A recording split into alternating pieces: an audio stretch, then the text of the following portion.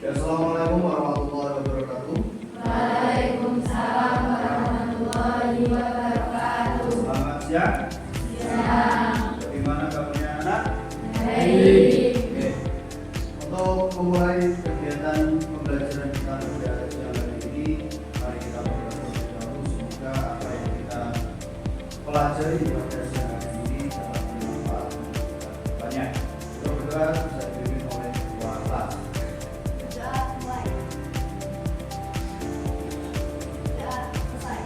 Baik, pada pertemuan siang hari ini kita akan membahas yaitu adalah norma berdasarkan daya meningkatnya. Ya, norma yang berlaku dalam masyarakat sifatnya meningkat, ada yang daya meningkatnya lemah dan ada yang daya meningkatnya kuat. Di dalam norma ini kita mempelajari yang namanya ada misi, ada dan ada norma. Norma ada istiadat dan norma hukum itu tidak bisa kita pisahkan, tidak bisa kita pisahkan satu persatu. Akan tetapi norma ini bisa kita jadikan acuan yang mana bagaimana caranya, cara mengaplikasikan sebuah norma ini gimana. Nah, ini kita akan pelajari. Dan jenis norma ini merujuk pada suatu bentuk perbuatan pribadi seseorang. Ya, norma ini jelas terlihat pada hubungan antar individu, antar sesama manusia satu dan manusia yang lain ini saling menghubungkan. Makanya kita hidup di dunia ini tidak lepas daripada pengaruh orang lain. Ya, kita bisa makan nasi ini hasil supaya orang lain itu berani. Nah, ini saling menghubungkan. Yang pertama, kebanyakan masyarakat tidak menyukai apabila ada seseorang yang sedang makan berkecak. Ya, nah, seperti orang makan berkecak ini biasanya masyarakat tidak suka. Karena apa? Karena ada seperti orang telah berisik, ya. Orang berkecak ketika makan berisik. Nah, yang selanjutnya adalah tata cara makan kolak pisang. Ya, tata cara makan kolak pisang biasanya menggunakan sendok, bukan menggunakan tangan. Ya. Coba kita bayangkan makan kolak menggunakan tiga jari. Ya, bagaimana bisa? Tidak bisa. Nah, dan sekarang yang saya tanyakan adalah ada berapa norma berdasarkan daya meningkatnya? Sudah. Apa saja? Nah, ada 4. Yang pertama cara tadi, yang kedua kebiasaan atau flow way. Flow way atau kebiasaan adalah cara bertindak yang digemari oleh masyarakat sehingga dilakukan berulang-ulang oleh banyak orang. Ini dilakukan berulang-ulang setiap 1 tahun sekali. Nah, ini adalah ada kebiasaan masyarakat setempat, ya, yang tidak bisa kita tinggalkan. Yang ketiga adalah tata kelakuan atau mores. Ya, norma ini dipergunakan sebagai pengawasan baik langsung maupun tidak langsung oleh masyarakat sederhana. Anggota tata kelakuan memberikan batasan-batasan. Sebenarnya apa? Ketika ada suatu masalah di dalam masyarakat, biasanya cenderung timbul adalah bagaimana cara kita bisa menyelesaikan tanpa ada pertumpahan darah, biasanya melalui musyawarah. Ya, ketika ada masalah di dalam masyarakat, biasanya cenderung main hakim sendiri atau diselesaikan secara kekeluargaan. Diselesaikan secara bermusyawarah. Jangan sampai menyelesaikan masalah dengan main hakim sendiri. Yang keempat adalah adat istiadat atau custom. Ya, adat istiadat adalah norma yang tidak tertulis namun sangat kuat dan mengikat di anggota masyarakat. Contohnya seperti tadi, sedekah bumi. Ini tidak ada aturannya, tapi mengikat di dalam masyarakat. Kepercayaan masyarakat ketika sudah melakukan kegiatan sedekah bumi adalah untuk mensyukuri bahwasanya apa yang kita makan ini adalah dari hasil bumi, maka kita sedekahkan. Ya, nah selanjutnya adalah sebelum menginjak kepada materi selanjutnya, di sini yang keempat adalah fungsi norma. Ya, sebelum saya lanjutkan, akan ada satu pertanyaan yang saya lemparkan kepada kalian semua. Jelaskan apa yang dimaksud dengan fungsi norma. Coba bisa.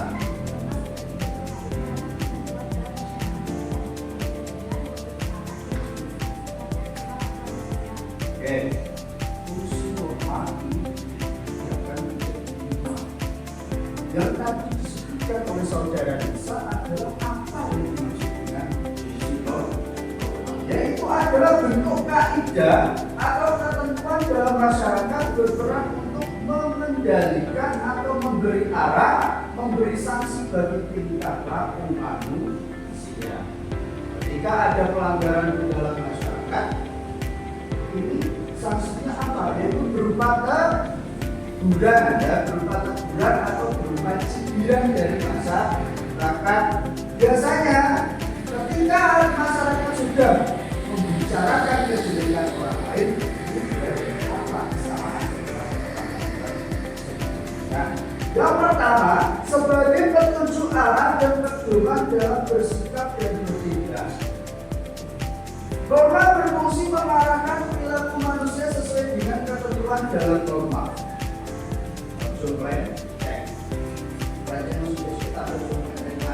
Aduan, ya. Biasanya tidak memperhatikan norma. Biasanya susah, kena ini, ambur, adul, ya. Tujuannya apa kok? Video, orang mikir tombol-tombol ini, orang mikir kancani, mikir uripe, biasanya orang itu seperti itu. Ya. Sebagai yang kedua, sebagai penyingkap benturan kepentingan dalam kehidupan masyarakat. Di dalam masyarakat ketika sudah orang mempunyai kepentingan pribadi, tidak mengedepankan kepentingan umum, biasanya orang itu egois. Ya. Ketika mementingkan kepentingannya sendiri, sebelum mementingkan kepentingan umum, ini wali. Ya. Yang asli adalah mementingkan kepentingan umum dulu, baru mementingkan kepentingan pribadi. Nah, yang ketiga, sebagai benteng bagi keberadaan masyarakat. Nah, norma itu sebagai benteng. Benteng itu apa? Untuk membentengi masyarakat ketika ada tindak kejahatan. Ini ada tatanan hukumnya, ada pasalnya. Ya. Ketika ada tindak kriminal, kejahatan, mencuri motor, tindak pelecehan, ya, ini ada hukumnya. Jangan main hakim sendiri, serahkan kepada pihak yang berwajib. Itu adalah kepolisian. Kalau di tingkat desa diserahkan kepada kepala desa untuk diadili. Biasanya seperti itu. Tidak. Biasanya digeruduk saya, ya. Ketika sudah digeruduk, jarak. Dari pisau itu adalah penyakit ya. Ini yang keempat, menciptakan ketertiban dan ketentraman. Masyarakat akan tertib dan teratur apabila terdapat norma dalam masyarakat yang ditaati oleh warga. Sekarang ini masyarakat cenderung menaati pemimpinnya atau pemerintah.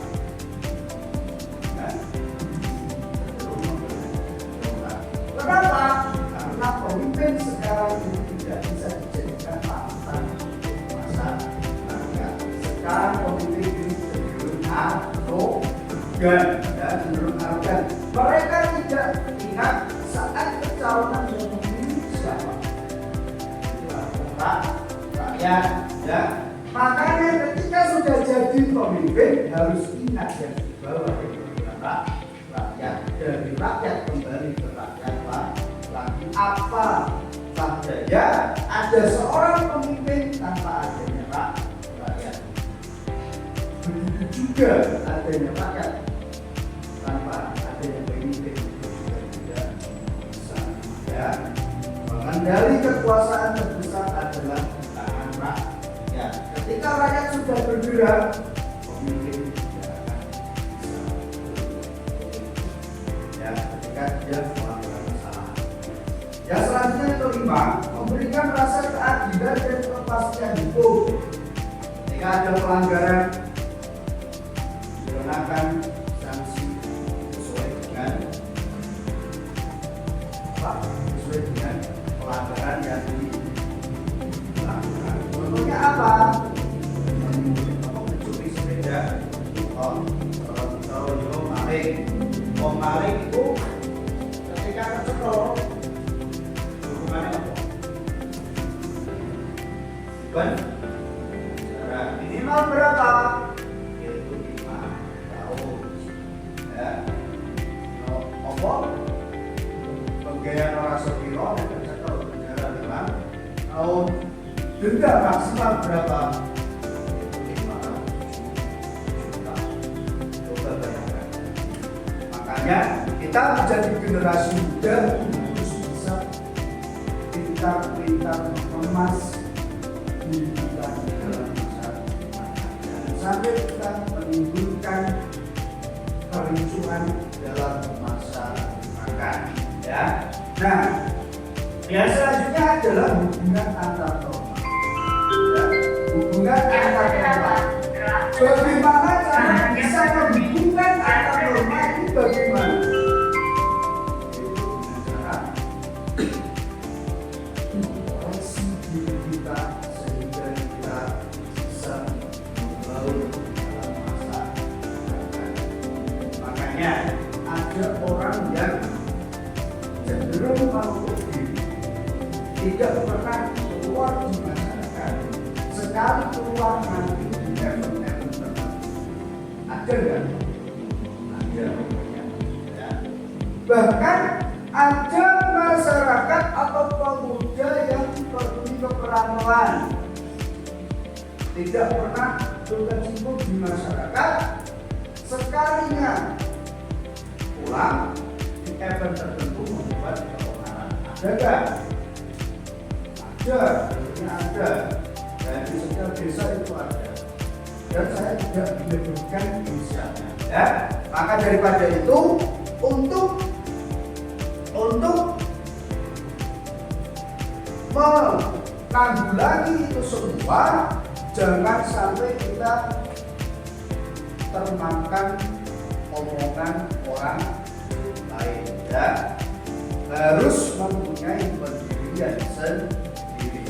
Coba bayangkan, ketika kalian mendapat informasi dari orang lain tanpa kalian sadari, kalian memakan mentah-mentah informasi tersebut, layak nggak informasi itu kalian percaya? Sebelum kalian melihat dengan mata kepala kalian sendiri, masih ada kata bisa dipercaya, ya bisa terima informasi tersebut. Karena apa? Kita tidak melihat dengan mata kepala kita sendiri. Nah, pada akhirnya ketika kita sudah memahami suatu norma, biasanya orang tersebut akan cenderung bisa nampak ke permukaan, yaitu adalah tampil dalam masyarakat. Banyak sekali pemuda-pemuda saat ini yang cenderung menutup diri. Tapi nanti akan ada saatnya semua pemuda itu akan tampil ke permukaan untuk membina desa-desanya masing-masing.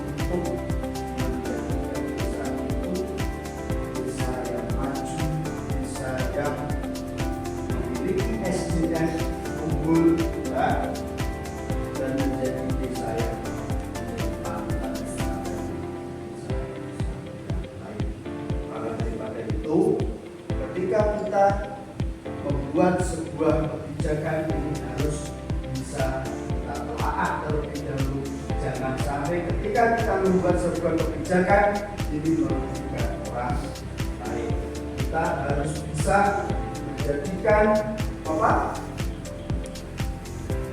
kebijakan itu sesuai dengan prosedur yang ada, jangan sampai merugikan orang lain. Nah, terakhir, mari kita dorong bersama, kita sebagai generasi muda harus bisa menunjukkan legalitas kita sebagai seorang pemuda, yaitu adalah bisa mengembangkan potensi kita di masyarakat. Itu ada bisa kita. Kalian sebagai generasi muda harus bisa menunjukkan, oh ini loh kemampuan saya, ini loh bakat saya. Kalian jangan menjadi pemuda yang hanya mampir mobil, mampir umum. Jadilah pemuda penggerak bisa kalian masing-masing. Mungkin itu materi yang bisa saya sampaikan untuk bisa dijadikan pedoman kalian nanti ketika sudah terjun ke dalam masyarakat. Itu yang bisa saya sampaikan. Kalau mohon maaf. Assalamualaikum